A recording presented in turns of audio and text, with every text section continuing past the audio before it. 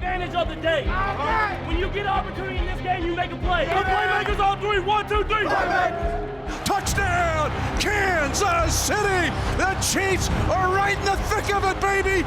Welcome once again, Chiefs Kingdom, to another edition of Defending the Kingdom. And of course, brought to you by the awesome folks at 360 Vodka.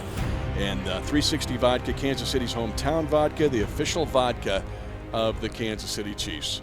Mitch Holthus with you, voice of the Chiefs, along with Chiefs reporter Matt McMullen. This episode is entitled Reality Sets In, as we are just not far away from going to the Phoenix area to take on the Arizona Cardinals. But where the National Football League becomes like a reality show is from now until those final cuts. Yep. And honestly, you can go to your favorite reality show, whether that was the old Survivor shows or The Bachelorette or The Bachelor or whatever. That's what the National Football League becomes during this time. And I don't mean to be flippant about it. It's just that reality sets in. It started earlier this week with the 5 cuts that were made. There will be 5 next Tuesday.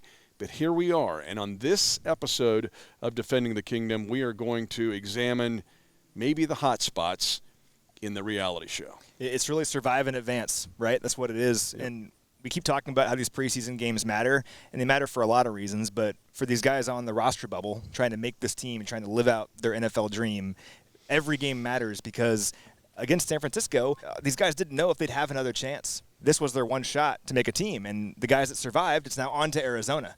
And can you survive and make this team and move forward? And that's really the question here, because there will be 5 more cuts after the Arizona game and then a whole bunch of cuts on August 31st. So you've had 18 days of camp now if you're a rookie or a quarterback, 15 days if you're just a normal player, to put things on tape, to put things on tape out there, practice to put things on tape in these games. And now moving forward here, evaluations come up and you figure out who's going to make this team. It should be a lot of fun. We'll talk all about it, but this is where things get really interesting.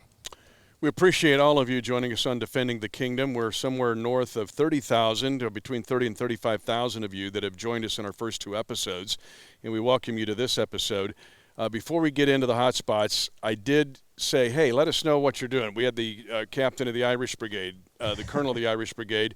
He goes biking, man. These are his biking trips.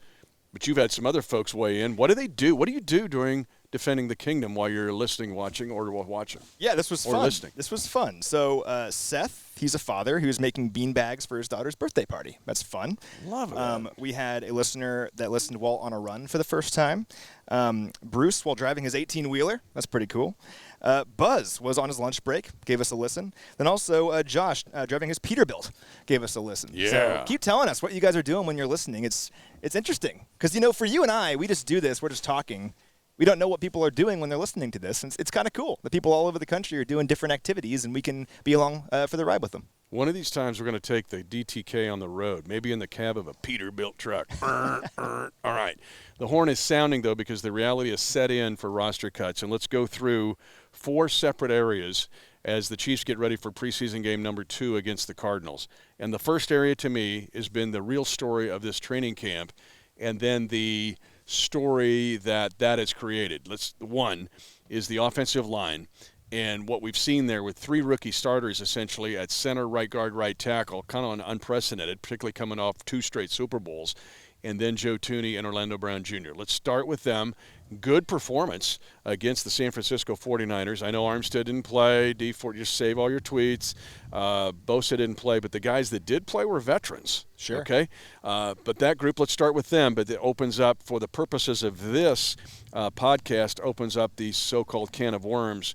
But what about the first 5? Well, so we've been waiting for months to see that, right? I mean, ever since Orlando Brown Jr. was acquired, ever since the draft happened, ever since we signed Joe Thuney, it was about, I want to see these guys in Chiefs uniforms working together cohesively as an offensive line. That was the impetus of the entire offseason, and we finally saw it. Even though it was just a preseason game, we finally saw all 5 of those guys working in concert together, and the big thing going into it was communication. That's what everyone kept talking about. Can you guys communicate? And they did.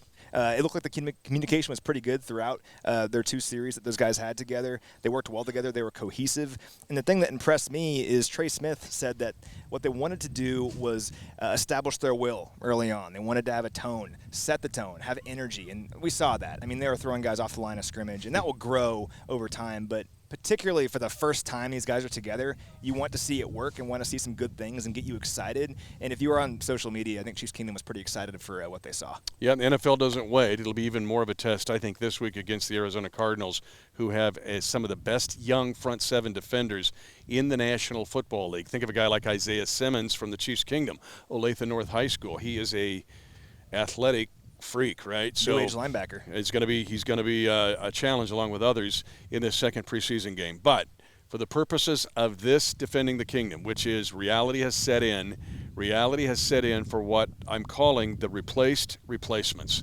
and that are the guys that have started a lot in this league, almost 100 starts. 3 of them have started Super Bowls, and right now they are backups at the least, and at the most, I don't think everybody can make this team.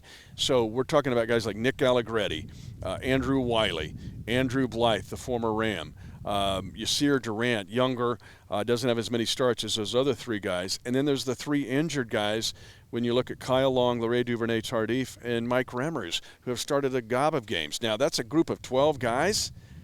You're not going to keep 12 offensive linemen, 10 at the most, and that'd be maybe speeding there a little bit. Probably going to keep 9, and that to me becomes a first point of interest, the replaced replacements. So down at media today, it was assistant coach day when all the assistant coaches came and spoke, and Coach Andy Heck, the offensive line coach, is one of the coaches that spoke, and he said this is a good problem to have.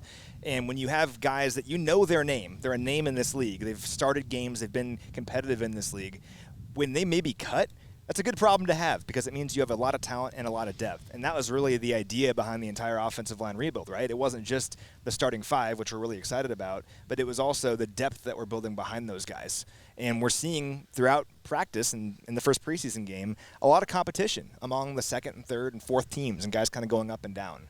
And what kind of stands out to me about specifically the guys you mentioned is each one of those guys can play multiple positions. Yep. And that's super important. And we saw that against San Francisco. So Blythe, he split snaps at left guard and center. Nick Allegretti split snaps at left guard and center. Yasir Durant split snaps at right guard and right tackle. And then Andrew Wiley split snaps at right tackle and right guard. So against Arizona, I'd encourage, if you're watching this, don't just watch who's the second team O-line. Who sticks around for the third team? Who plays on both teams? And they're playing different positions. And I asked Coach Heck about that, and he said, well, it's 2 things. It's an opportunity for the guys to show their versatility, because if you're going to be that extra lineman, you have to play multiple positions. And then also it's a chance to put your best foot forward. If you're a really good center and a pretty good guard, you're getting opportunities to put both on tape. It's like, well, this guy's a really good center, and we need to keep that in mind. So watch the guys against Arizona that are playing multiple positions, because that's definitely an area these coaches are watching. And if you listen to Dana and me on the game on Friday night, and since it's an ESPN game, we can say, hey, turn down the sound. We go through that every series start. And the game against San Francisco was just your point. Durant would be at guard, Wiley's at tackle. The next series, Durant would be at tackle, Wiley would be at guard. But it's something to pay attention to. And just imagine here, this sounds kind of cold-blooded, but think about a reality show of 12 offensive linemen that have played in this league standing there in big reds out in front going, you, right? That's kind of the feeling that you get here. It's why our franchise show is so popular. It gives you a feeling of the tension of what goes on in this camp right now. And that's why Hard Knocks has been so popular down through the years, because there's very few things like it in our world specifically where reality does set in. Second area of reality, wide receiver and tight end. Why do we combine that in this Defending the Kingdom podcast? Is that it becomes mathematics. We know the 4 main wide receivers, right? Tyreek Hill, Demarcus Robinson, Byron Pringle, and McCole Hardman. After that, who is the 5th or the 6th? Do you keep 5 and keep 4 tight ends? Because Jody Fortson now, considered a tight end, is right there with Blake Bell, Noah Gray, and the best tight end to ever play, and Travis Kelce.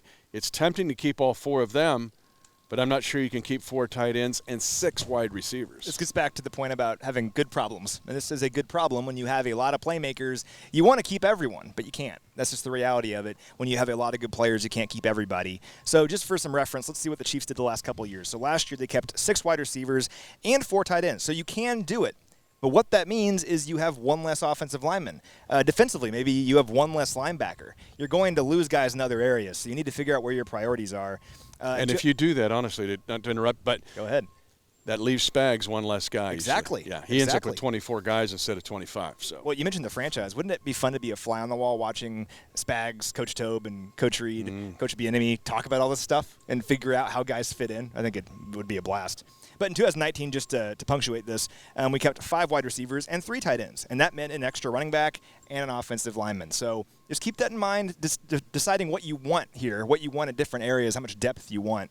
But these guys are making it difficult. And you mentioned the 4 main wide receivers and then the 3 tight ends, Kelsey, Gray, and Bell. Fortson really is super interesting here. Jody Fortson's had a terrific camp. Every single day he seemed to make a great play in camp.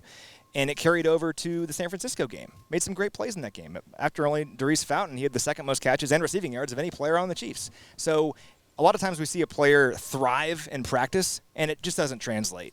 But it translated for Jody. And then a lot of times we see a guy do that, but then they come back to practice, and it's just not the same. They're feeling good about their performance. But he was good in practice today. We saw another great catch by him. So the other part of this discussion is special teams. If you're going to be that extra pass catcher on this team, which Jody's trying to be, you have to be a special teamer. And if you look at the snap counts against San Francisco, who played more special teams than anyone?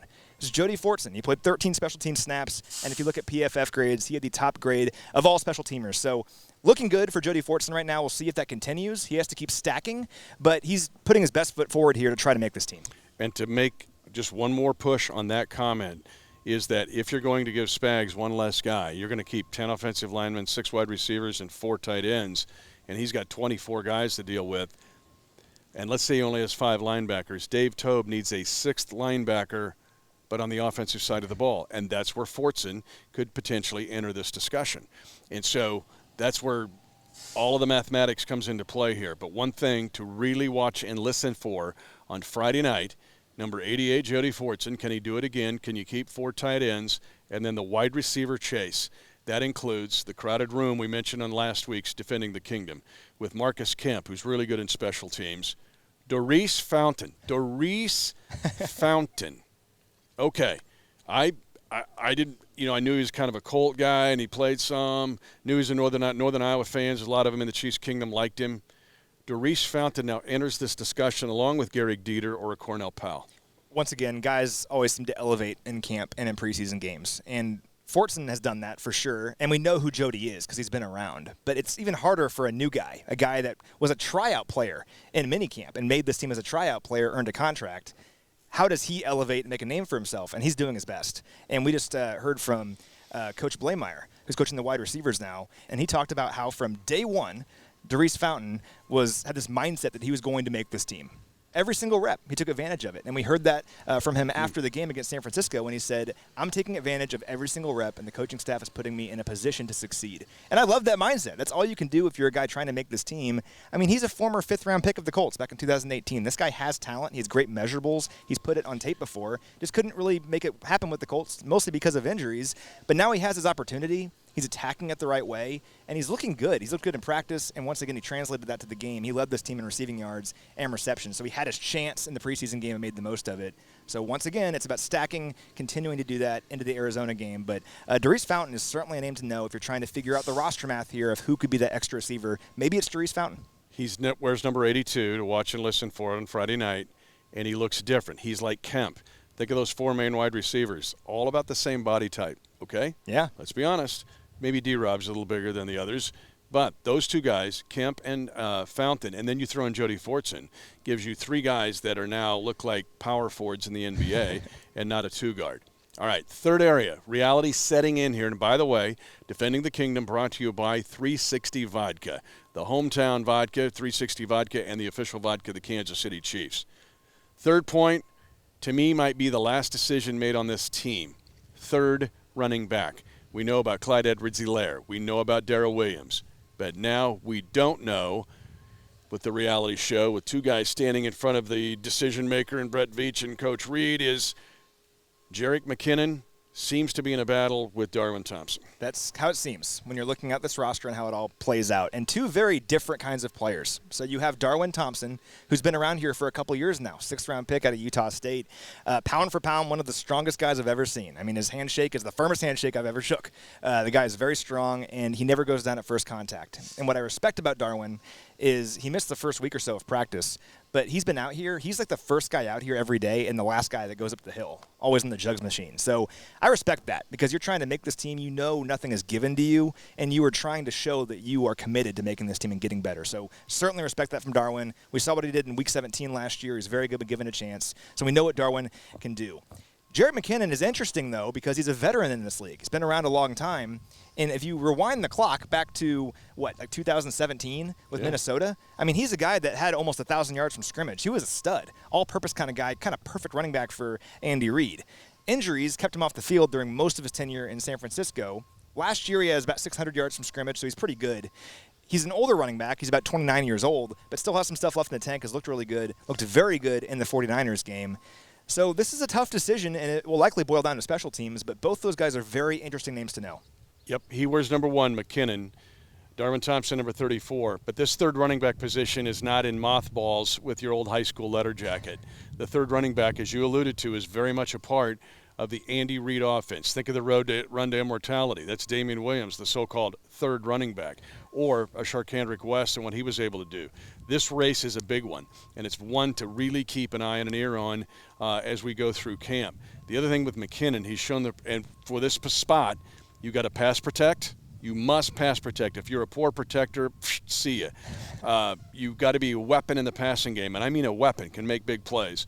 Then you also have to be a special teams contributor. One of the big plays in that game the other night, could be overlooked, his open field tackle and special teams coverage. He looked like he knew what he was doing, and you're right. He had all-purpose yards. His first 3 years with the Vikings get your attention. It really does. You can't overlook that. And to the special teams note, he had 9 special team snaps against San Francisco.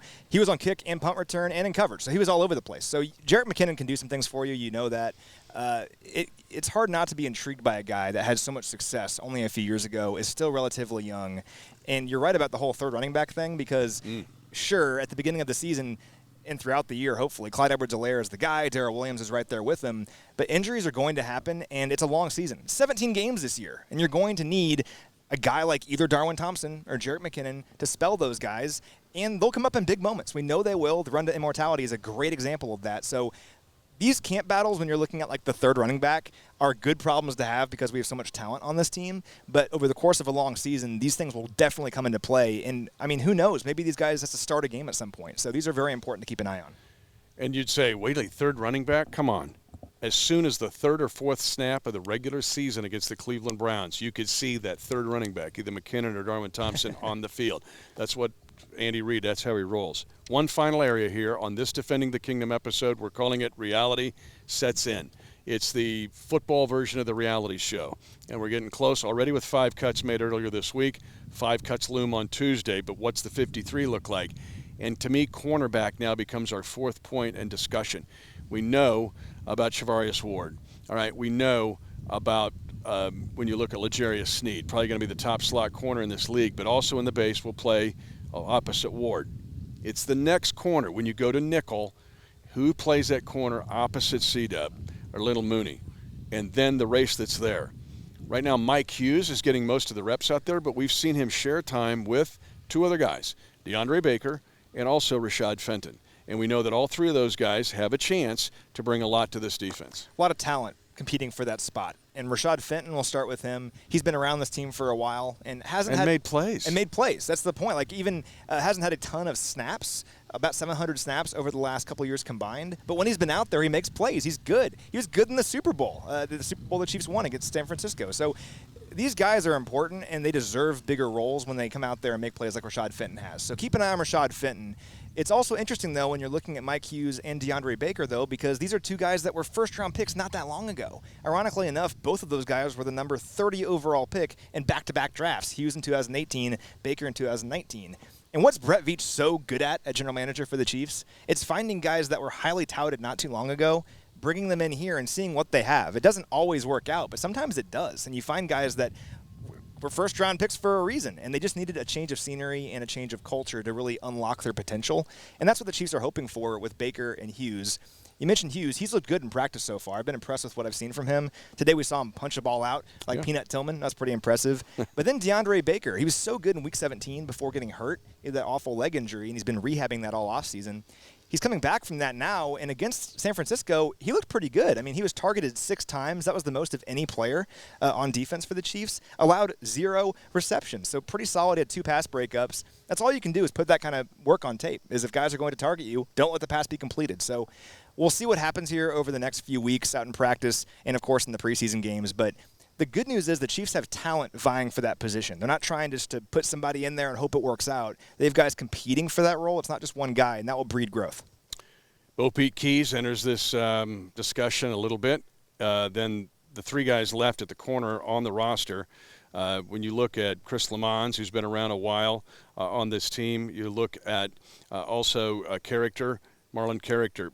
But there's one guy I want to mention. To me, he's kind of the Jody Fortson for me personally in this camp, because he's gone elevated above just a guy that could have a future either here or someplace else, is DiCaprio Bootle. Yeah. He looks like a Rashad Fenton to me. Now, he was a captain at Nebraska, played a lot, but came in as an undrafted free agent. What do we got here? Saw him this summer in the OTAs.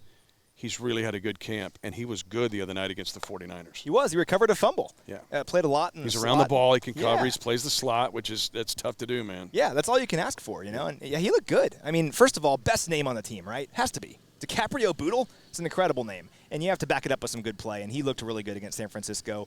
It's tough with those guys. I mean, a UDFA, of course he played at a big school in Nebraska, but you're still a UDFA trying to make it in the NFL. And you wonder with those guys, that's what the coaches said all week leading into the San Francisco game, was what will these guys look like when it's real football all of a sudden? Will they look the part? And he did. That's all you can ask for a guy like that, look the part. Now it's about stacking and continuing to play well after you've done it once. And he'll have that chance against Arizona. But DiCaprio Bootle is a name to keep an eye on here. You're not just trying to find guys that will be fixes right away. You're trying to develop guys over time. And DiCaprio Bootle, certainly a name to know moving forward. And Bo Pete Keys, based on what he's done on special teams, they're trying to fit him in maybe that gunner role as well as being a corner on this defense. So keep an eye on Bo Pete as well. He's probably the guy that no preseason last year probably hurt the most because he just didn't have an opportunity to play much defensively last season. Played in Week 17. But finally getting a preseason to show what he can do is also good for Bo Pete. Yeah, you're like me. You just want to say DiCaprio Bootle a lot. DiCaprio Bootle. What was the comedian? Leo. DiCaprio Bootle. Hey, thanks for joining us on this edition of Defending the Kingdom. Reality has set in. Thanks to the folks at 360 Vodka, official vodka of the Kansas City Chiefs and Kansas City's hometown vodka. Thanks, Matt. So hopefully you've driven your truck, gone for a run, rode the bike, hooky Birthday from work, party. birthday party. Yeah. So send us some more. What are you doing while you're listening, watching, Defending the Kingdom? Thanks for this episode, and get ready to go to Arizona as we try to make some more big decisions. 10, 5, touchdown! Lock it down! And the celebration begins at